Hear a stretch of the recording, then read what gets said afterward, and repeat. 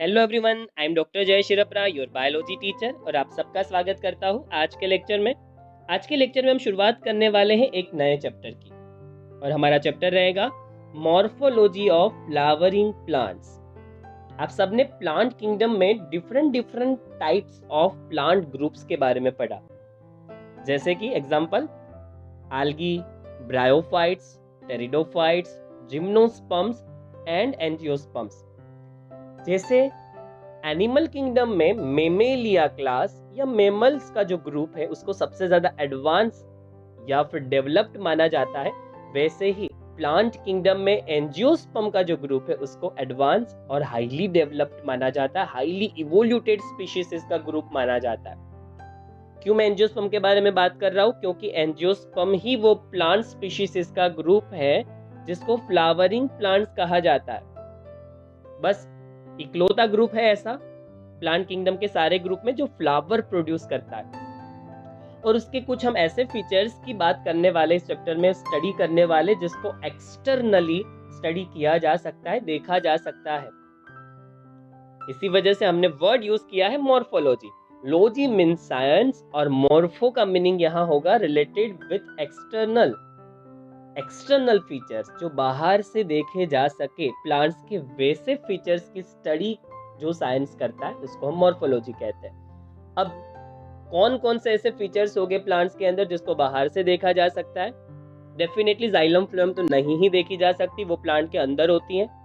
तो ऐसा क्या है जो प्लांट्स में आप बाहर से देख सकते हैं, आप एक्सटर्नली देख सकते हैं? उसके रूट्स।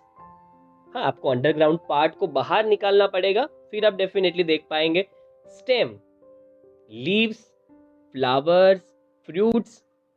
लीव्स का कलर कैसा है, फ्लावर्स के कलर कैसे है डिफरेंट प्लांट्स में, इवन फ्लावर्स में पेटल्स के नंबर क्या है, स्टेमेंस कितने हैं, कार्पेल्स कितनी है, फ्रूट का शेप कैसा है, उसका साइज कैसा है, फ्रूट का कवरिंग है, उसका कलर कैसा है, सब कुछ बाहर से देखा जा सकता है। बहुत सी चीजें हैं प्लांट्स में जो बाहर से देखी जा सकती है। जैसे इंसानों में उसके हेयर कैसे है, उसकी आंखें कैसी है, उसका स्किन टोन कैसा है, हाइट कैसी है, इंसान लंबा है, छोटा है, मोटा है, पतला है, कैसा है, ये सब मॉर्फोलॉजी की बात है। ह्यूमंस की बात कर रहा हूँ। हार्ट नहीं देखने को मिलेगा बाहर से, स्टमक बाहर से नहीं देखने को मिलेगा। तो जो अंदर है उन फीचर्स को एनाटॉमी कहेंगे, क्योंकि उन फीचर्स की जो स्टडी करता है वो साइंस एनाटॉमी है।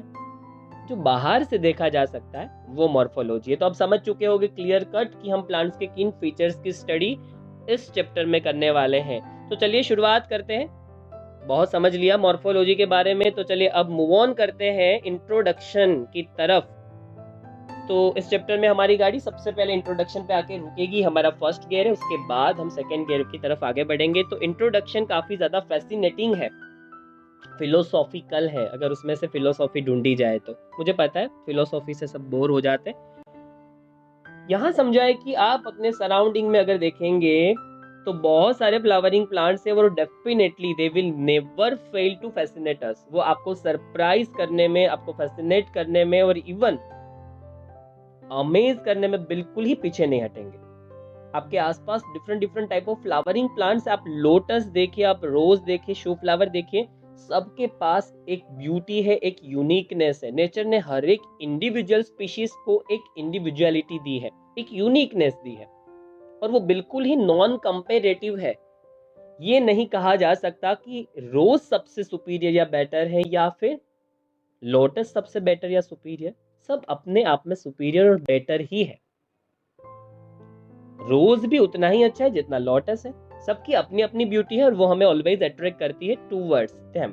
तो देखिए यहाँ ये समझाया है कि आपके सराउंडिंग में बहुत सारे फ्लावरिंग प्लांट्स और इतने इतनी ज्यादा डाइवर्सिटी है, wide range, that means diversity है कि वो ऑलवेज आपको अमेज करेगी। नेचर हर एक चीजों में डाइवर्सिटी रखता है। एक जैसी चीज नेचर ने कभी नहीं बनाई। इंसान भी देखिए एक जैसे नहीं होते, सबकी पर्सनालिटी डिफरेंट है, सबका बिहेवियर डिफरेंट है। वैसे ही प्लांट्स में भी यही है। इन प्लांट्स में भी इनके फ्लावर्स डिफरेंट होते हैं, इनके लीव्स डिफरेंट होते हैं, इनके लीव्स की अरेंजमेंट, इनके फ्लावर की अरेंजमेंट, इनके फ्लावर की ब्यूटी, फ्रूट का टेस्ट, सब कुछ डिफरेंट है। अगर सब कुछ एक जैसा होता तो क्या होता, हम बोर हो जाते। जो आपको सबसे ज्यादा पसंद है उस सॉन्ग को आप अपनी अलार्म टोन में लगा कर देखिए, फिर 1-1.5 महीने के बाद आपको पता चलेगा कि क्या होता है। एक जैसी चीजों से इंसान पक जाता है। जो वेजिटेबल आपको सबसे ज्यादा पसंद है, जो फ्रूट आपको सबसे ज्यादा पसंद है, उसको रोज खाइए। कुछ दिनों के बाद आपको वो बिल्कुल पसंद नहीं आएगा। नेचर इन चीज को जानती थी, इसी वजह से नेचर ने डाइवर्सिटी क्रिएट की।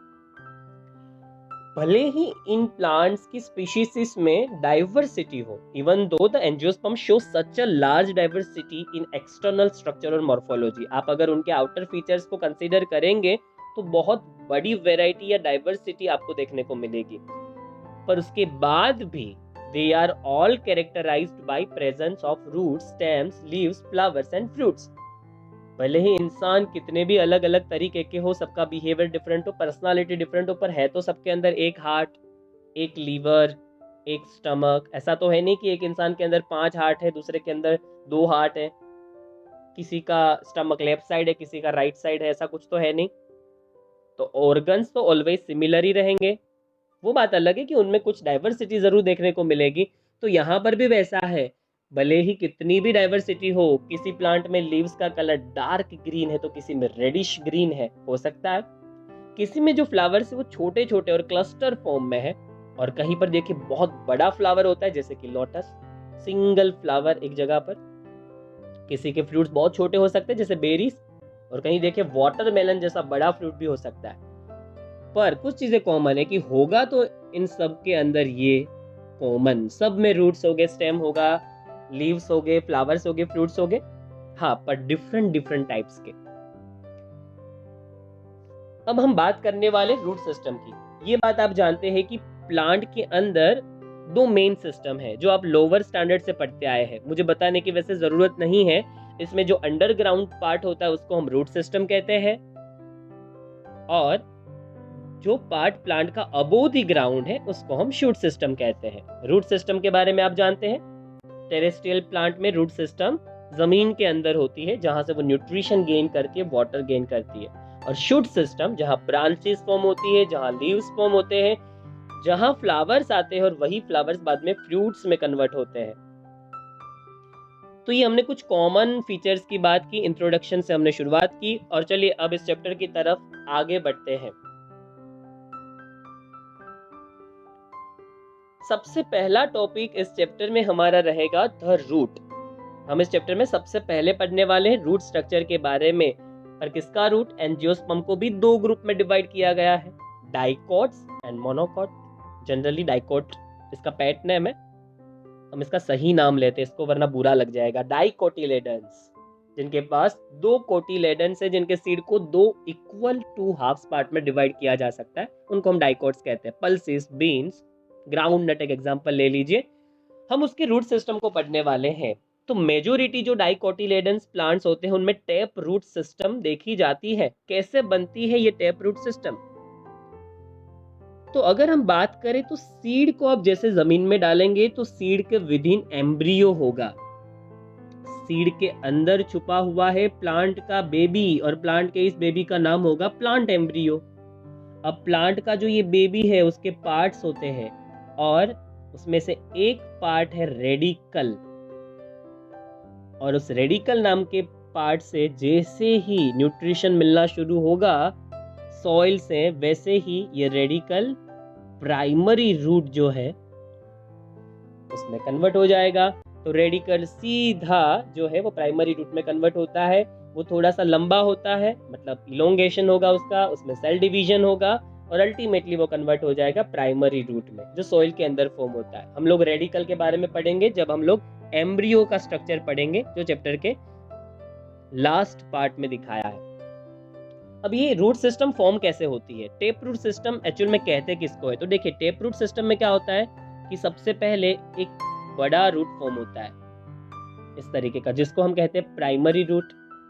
फिर इस प्राइमरी रूट से निकलते हैं छोटे छोटे लेटरल रूट्स, इसको हम कहते हैं सेकेंडरी रूट। और फिर सेकेंडरी रूट से स्मॉल फाइबर लाइक ऐसे रूट्स निकलते हैं, और इसको कहते हैं टर्शरी रूट। तो इसमें लेवल्स है, प्राइमरी रूट फर्स्ट लेवल को शो कर रहा है, सेकेंडरी रूट सेकेंड लेवल और टर्शरी रूट थर्ड लेवल को शो कर रहा है।